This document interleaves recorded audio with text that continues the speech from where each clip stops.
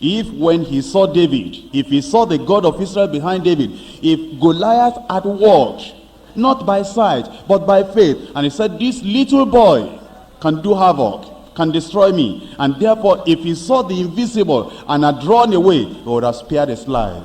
He remained, and that is what killed him. But David, he said, I see your sword, but I don't see it. I see your spear, but I don't see it. I come in the name of the Lord. And he ran after him, and he threw one stone, and the man came down. He wasn't walking by sight. Show me a man that will train himself, that anytime I hear of trouble, I'll never think about it. That man will succeed. You can't defeat that man.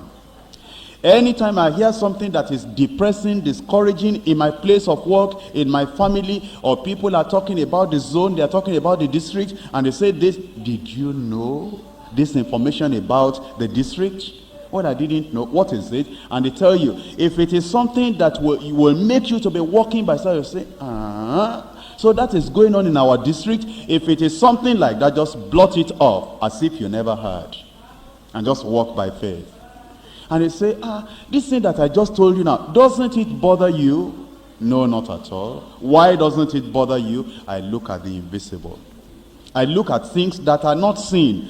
Your victory lies in this. Looking at things that are not seen.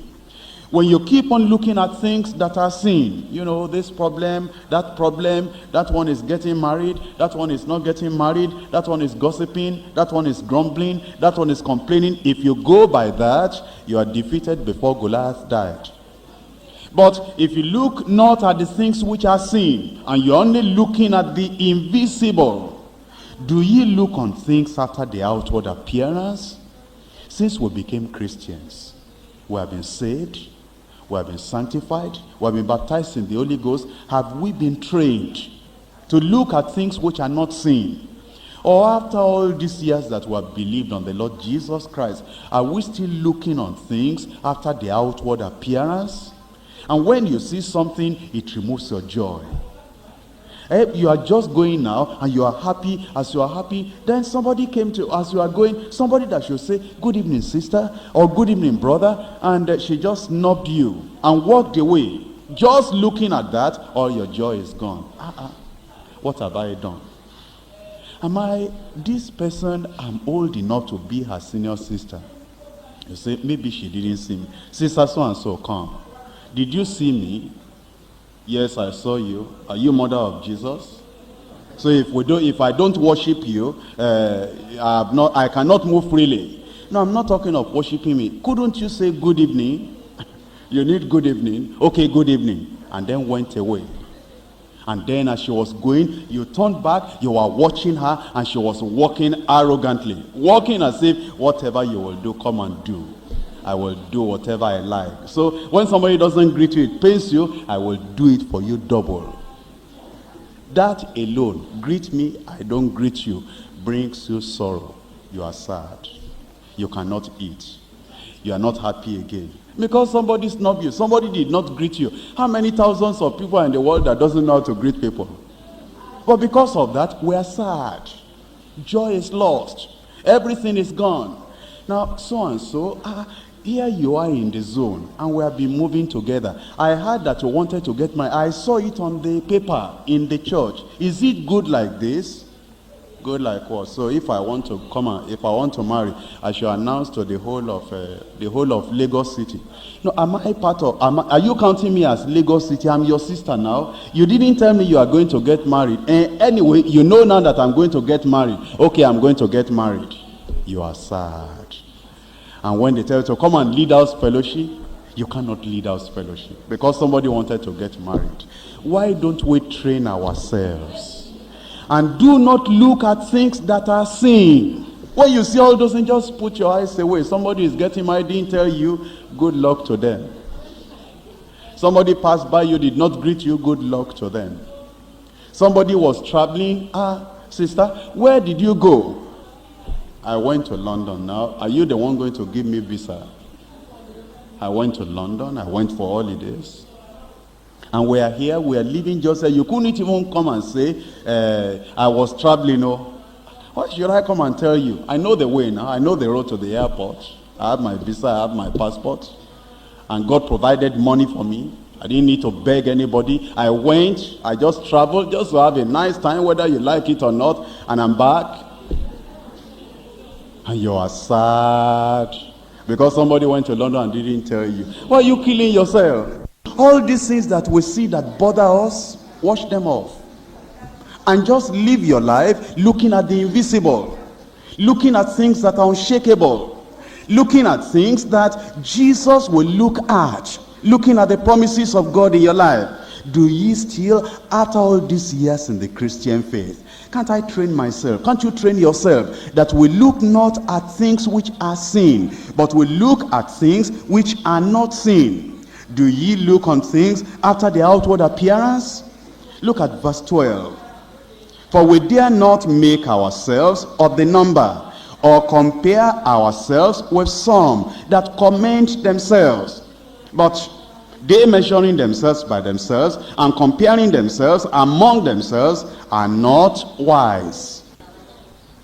You know, sometimes you are going on the way and you've just bought a motorcycle and you are very happy. Oh God, I thank you that you provided this motorcycle for me. And you were coming to the church, and while you were coming, somebody you've been seeing in the district before, but you know, this fellow, you didn't even know that the fellow went to school because you've been seeing one another. And while you were riding a motorcycle, very, very happy, this fellow was coming with Volvo. And then he passed you.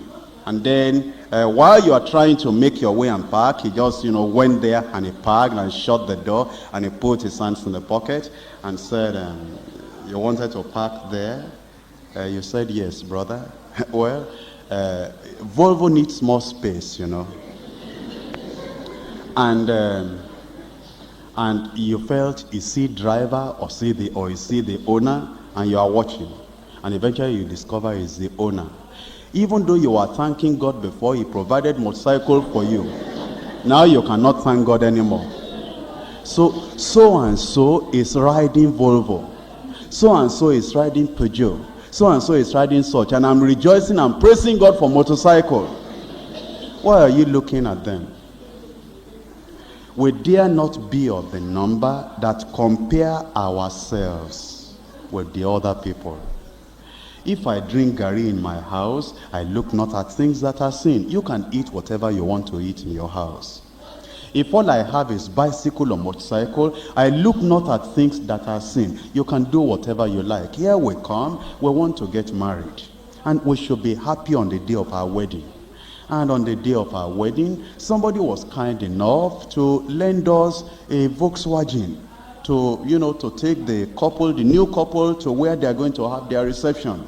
And here we have a lot of people that are wedding, brother and sister so and so, brother and sister so and so, and you discovered while you were having the rehearsal with the marriage committee, all these people were just ordinary people, and they were saying dress this way, don't dress this way, do this and don't do this. On the day of the marriage now, while you are coming and you are coming out of the Volkswagen, and here these people coming out of the Mercedes Benz, and you are going to do the marriage together. And with the corner of your eyes, you look at them, you say, the people we did rehearsal together yesterday, and your mind is not in what you are going for again. You start looking at, is it their own or did they lend them? Why are you looking at that? Why are you bothering yourself? Why are you going to kill yourself because of somebody has Volvo? Whether they lended them or they bought it, what's your business there? We dare not be of the number that compare ourselves with some that commend themselves. You see what stops us in working for God? Comparing ourselves. I see what that one is doing. I see what that one is wearing. I see what that one is riding. But we do not compare ourselves or measure ourselves with other people. We just yield ourselves to the Lord. Sometimes we have peculiar problems that we dare not look at. Do you know, brothers and sisters, as we're in the church, we're different. You'll find that a particular brother has a physical infirmity, or if a sister has a physical infirmity, and the sister or the brother will spend all her life because of that. Maybe she limps a little, or he limps a little. And every time she's very conscious of that I limp. But what does that matter? Or it may be that the physical infirmity is something that is known to other people. When they see that individual, they see the physical infirmity. And every time when the brother or the sister wants to work for the Lord, when he wants to preach the gospel, anything he wants to do, what he'll be thinking about is that they'll be looking at me that I limp. They'll be looking at me that I have this physical infirmity. Why are we looking at things that are sin? These things that are sin will vanish away. All these things will not stand because they are shakeable and they are changeable, and God is able to change them. While if you are limping, go to the house fellowship and teach. It is not your limp that is teaching, it is your spirit that is teaching. If you have any physical infirmity, go ahead and teach. It is not the physical infirmity that is teaching the people. It is your heart, your love for God, your spirit that is passing the message across to the people. Look at 2 Corinthians chapter 12, verse 9. And he said unto me, my grace is sufficient for thee, for my strength is made perfect in weakness. Most gladly, therefore, will I rather glory in mine infirmities, that the power of Christ may rest upon me. I will glory in my infirmities. You know, sometimes after you are married, you discover that maybe your wife has a particular physical blemish. And the physical blemish may be known to people. It may be something that is open, something very clear. And if you are not careful, you will not be able to love your wife as Christ loved the church. You'll be ashamed of her publicly. You cannot go with her publicly, because you are looking at things that are sin. You are not looking at things that are not sin. And that destroys your love for your wife. Or it may be your husband. You know, there are times that you are a believer, a Christian man, and your wife is not yet a Christian woman. And your wife says, I like to go to church with you. I like the preaching of deeper life. The cases who have been playing in the house, I think I love them. But only one condition. I don't want to be a hypocrite. I want to be who I am, whether I'm in your church or I'm at home here. And since I'm not religious like you are religious, born again that you are talking about, I'm not in that yet. But I like to go to the church. I like the way that your pastor preaches. Even for that alone, I will go there. And then she comes with the painting, with the jewelry and everything. And while you were coming down from the vehicle, one of the brothers saw you and said, oh brother, how are you? And started talking to you. And the sister, your wife, instead of going, waited so as to wait for you. And the brother, knowing that the person waited, wanting to greet the fellow, asked and said, brother, is that your wife? He said, yes. And so the brother greeted the wife and all that, but you are ashamed. You are disorganized. You can't pray. You went into the meeting, you can't hear the scripture. You can't hear the message. That woman has disgraced me. So that man will be looking at me now, so my wife is like that. What's his business? If your wife is like that. Why are we looking at things that are sin? And all these things disorganize us. They just blow us apart. We can't live anymore. We can't pray anymore. We are ashamed. We can't lead the fellowship that we ought to lead. Everything that we ought to do because of that little physical thing that they have seen. Why are you not happy that the woman is able to follow you to the church and be able to say, look at my wife, even when they don't ask you, introduce her to them and let them show love unto her. Let her see that, they see me as I am. It means that these people are not looking at all the things I put on my neck, in my ears, everywhere. The believers are not looking at things which are sin, but we're looking at things which are not sin. Or we say, God is working on her already. if she could agree to come to the church, God is working a miracle already. And we begin to look at things that we cannot see, rather than all the time we concentrate our lives on things we can see. And that's the secret of our victory. That in your life, you'll become free as the air. And you go in the presence of the Lord, you pray, you preach, you minister, you do anything, because you are not looking at those things. Paul the apostle said, therefore will I rather glory in my infirmities. Let us look at 2 Timothy chapter 4. Let's look at chapter 1 first, and verse 15. 2 Timothy chapter 1 verse 15. This thou knowest, that all they which are in Asia be turned away from me, of whom is Phygellus and Hermogenes. It says, all that be in Asia turned away from me. You know how lonely you feel when people turn away from you. And it appears that you've lost all your friends. You say, I can understand that the friends in the world, if I lose them, I don't care. But think about it. The children of God. Do you know that when this happened to me, that happened to me, none of the children of God came to visit me? Or are you looking at that? Paul the apostle said, he could remember, he labored for 2 years, or 1.5 years in Asia, until almost everybody in Asia Minor heard the word of the Lord. But he wrote to Timothy. It was a period of loneliness. Everybody forsook him. He said, do you know, Timothy, this you ought to know, that all they which be in Asia, they turned away from me. Look at 2 Timothy chapter 4 verse 16. At my first answer, no man stood with me, but all men forsook me. I pray God that it may not be laid to their charge. What do you think about when you are a little bit sick, nobody came to visit you? Apart from the sickness, the loneliness, and the fact that none of my brothers, none of my sisters even thought about coming to visit me, that one is even more terrible on you. You even forget the sickness now. The problem you are now fighting and wrestling with is that all these people forsook me, nobody asked of me. What if, as you are coming to the church, the policeman delayed you, and he said, whose vehicle is this? Maybe the vehicle was repaired before, but the mechanic changed one of the windscreens.